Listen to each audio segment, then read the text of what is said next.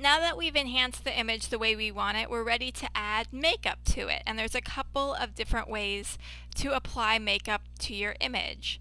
One way is just to make a new layer, and then I'm going to change the blending mode of that new layer from normal to color. This is going to enable me to colorize whatever parts of the picture I paint on. But it's not going to change the values of the picture. It's just going to change the color. So if I want to add a different kind of reddish color to her lips, watch as I paint, the lips are taking on that different color. And because the lips themselves are relatively light, I'm not darkening the lips. I'm just adding, instead of them being so kind of magenta, adding that kind of like orangey, peachy color to them. This is especially useful for cheeks and adding blush. I'm going to make a new layer. I'm going to change that blending mode to color. I have a red color selected on my brush, and I'm going to lower my opacity a whole lot. I'm just going to paint on the cheeks a little bit. And so see how we're just adding a little bit of blush. We don't want to go too far. As you can see, it's starting to glow a little bit, but if you do go too far but you like the color, you can just lower the opacity. You can get kind of a nice color there. And let's go over another way to colorize the lips especially. And that is to make a selection to the lips and then use curves, which is an adjustment layer. Now with the curves method, we're going to be able to darken or lighten the lips, which is going to make it pretty cool. Again, I'm holding down the space bar to navigate around my picture, and I'm hitting Command plus sign to zoom in. Now I'm just using my lasso tool to select the lips.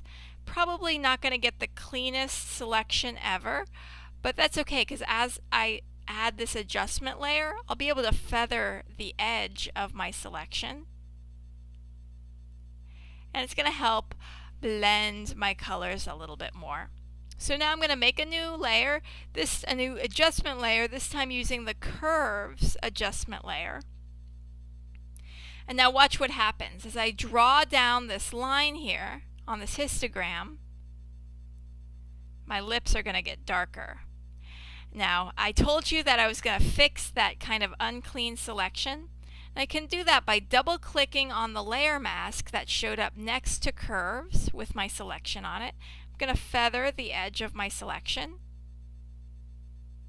See, as I feather the edge of my selection, the color is now blending in a lot more.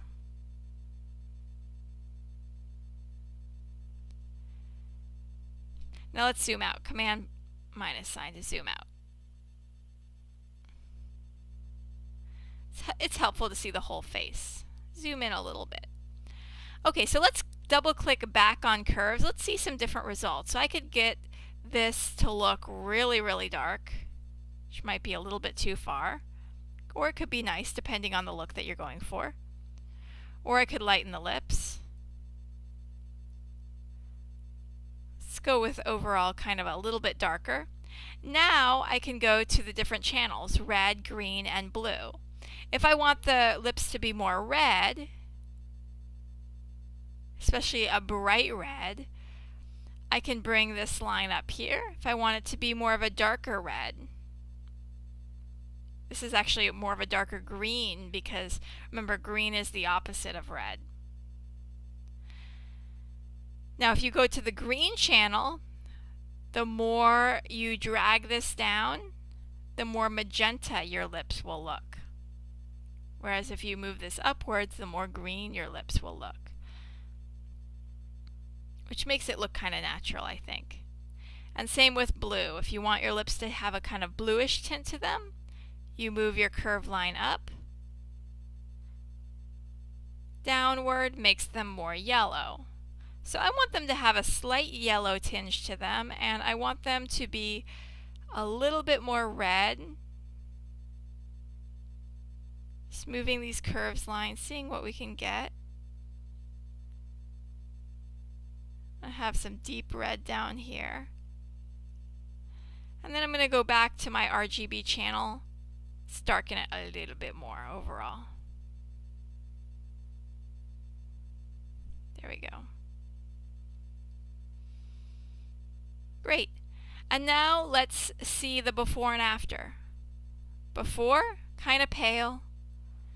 After, much more vibrant and red.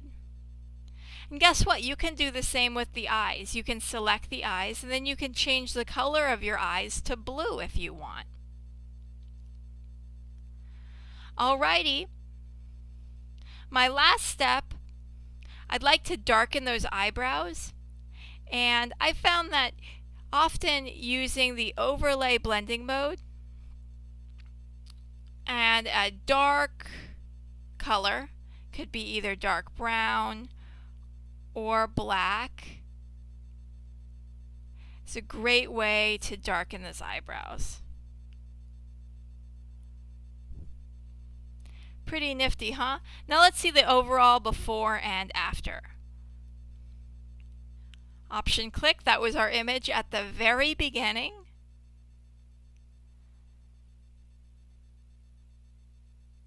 And after with all of our enhancements.